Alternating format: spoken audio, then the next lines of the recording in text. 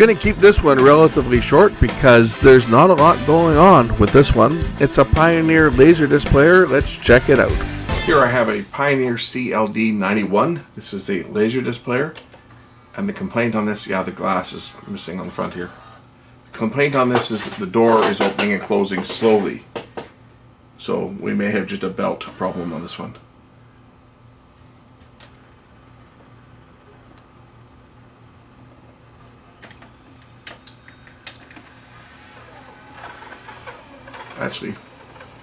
Actually the belt doesn't appear to be a problem. It's got lots of torque.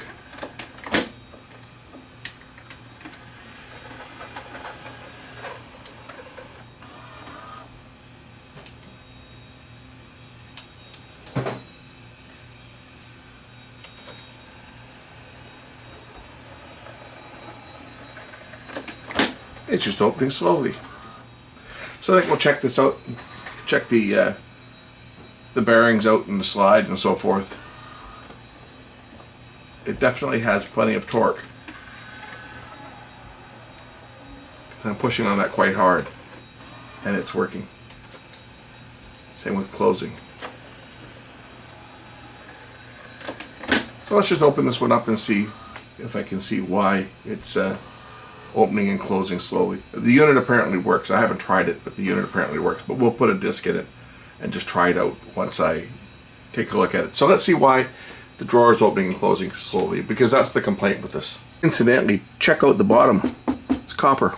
So check out the really tiny screws that hold the back cover on. Very short.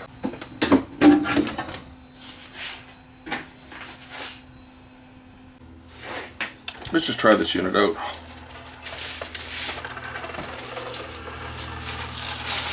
I shall load a Laserdisc.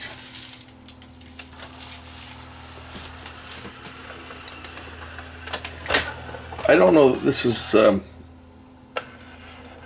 is loading too slowly or not, because my machine that I've got one similar to this, and mine loads about the same speed.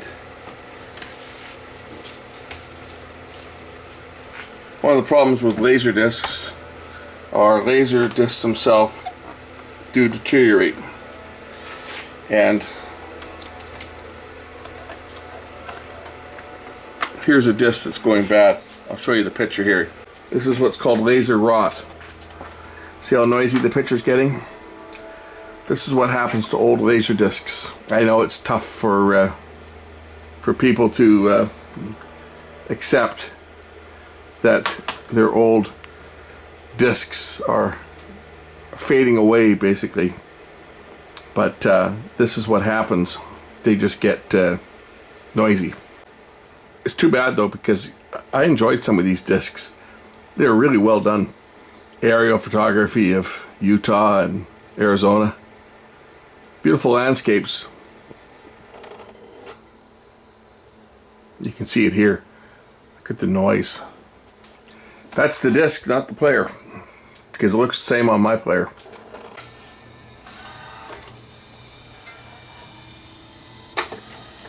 This is an auto reverse player, so it's going to play side B, which of course has nothing on it. And that's what came up on Laserdisc, where there was only one side. So here's the laser assembly under here. If I switch back to side A, you'll see it moving. There goes the laser. Turns around, goes the other way, and then the disc will spin the opposite direction. Just going to grab another disc and see if I can find one that's a little better shape than this one. And incidentally, there's no physical damage to the disc. The disc itself is absolutely pristine. There's no scratches or anything on it. That's just the way that a lot of Laserdiscs went.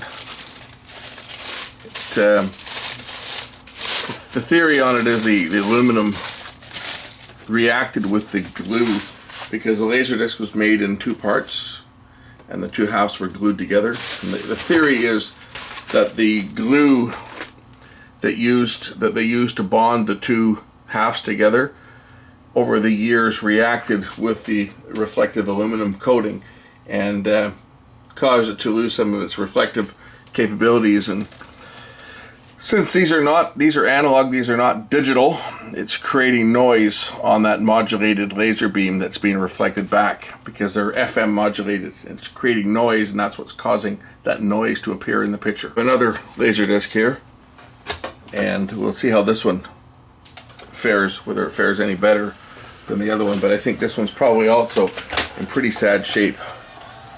That's just because that's what happened with Laserdiscs. Now this disc has deteriorated to the point where it does not even want to play. Let's try that again, see whether it will play. Is it gonna do it? Is it gonna do it? Nope, it's gone to stop. This disc does not even want to spin up. It's going to eject the disc. We'll try it again. Yeah, this disc won't even recognize the disc. I hit play and nothing happens. And I know this disc is bad because this disc I have trouble playing on my machine. But yet when you look at the actual disc looks fine. There's no scratches or anything on it. It's just, it's lost its ability to reflect the laser properly. And unfortunately, this is how a lot of Laserdiscs have gone.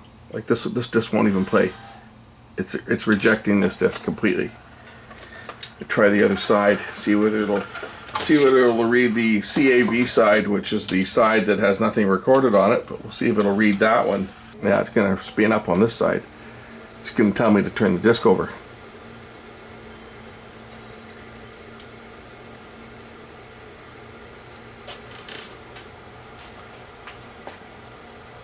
I'm going to try playing side B. Let's just see whether it'll recognize the bad side when it's being played as side B. I don't think it will play it.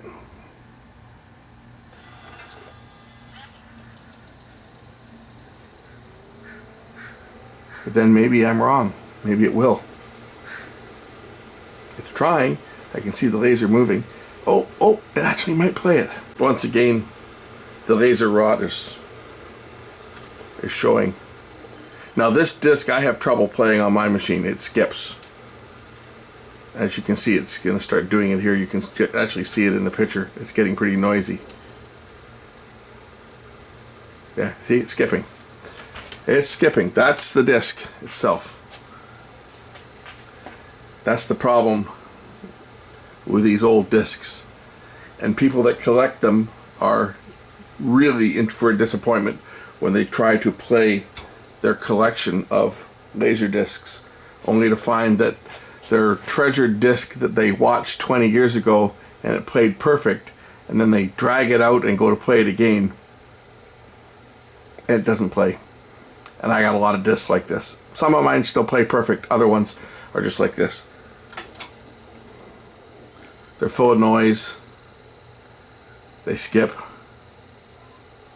It's too bad too because I have a lot of Laserdiscs. Got all the Indiana Jones discs, got all the Star Wars discs. I got hundreds of Laserdiscs that were given to me a number of years ago, and most of these I've never played. This one's a CAV version, which was the specialized full-featured version that all Laserdisc players could do frame-by-frame access, not just the ones with the fancy digital memory like this one has. See if this one plays. Obviously I can't play this, but we'll see. So the opening plays okay. Again, it's noisy. Look at the noise, right? This is just what happens with Laserdiscs when they age. But all I can show you is this part. But yeah, pretty noisy picture. This disc being a CAV disc, you can actually see, this is where the sync pulses are. You can see them on the disc, one on each side. Each half rotation is one field, so one rotation per frame. So there's 30 frames per second, so the disc operates at 1800 revolutions per minute, and that gives enough time to record 30 minutes of video on a disc. You can actually see, look at the frame. These are the individual lines each one of these lines. There'll be 480 of them. Actually there's 480 over the entire, well, 525 if you count the lines that are going to be in the sink for an NTSC signal. So there's going to be, if you were to count each one of these little blips that you see here on the disc, if I zoom the camera in, maybe we can focus in a little sharper. But each one of those little blips is one line, or one horizontal line. So for each field, if you counted these all the way around, there'd be 240 on one half of the revolution for one field, and then the other 240 for the other field. And these ones here that you see, these are actually the sync pulses that you would get. Your color burst is in here, and your sync pulses and equalization pulses. So one of these is going to be vertical sync. That's probably where your vertical sync is, right in here. One of these ones is going to be where your vertical sync lies, because this is an analog signal. So as the disc spins, the laser is reading out. It's basically a frequency modulated carrier, and it has the information encoded. Your color burst is probably right there at the beginning of the scan line. I think that's the way it reads out. You have a color burst followed by your chroma and luminance information for each scan line as the disc rotates. But on the CAV format, because it's a fixed speed, you can see this information. And yes, as the laser moves to the outside of the disc, the information gets spread out. So technically, the resolution would increase the further you moved out from the center of the disc.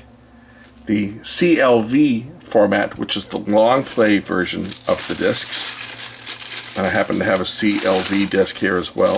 See, for the CAV releases, they typically had to put them on 2, sometimes 3 discs. So that made these ones relatively expensive to buy them, because more discs.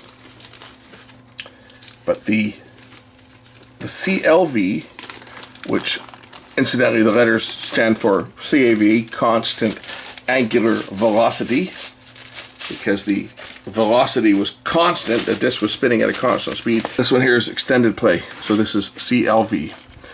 CLV stands for constant linear velocity, and like a compact disc and a DVD, the disc speed actually changes.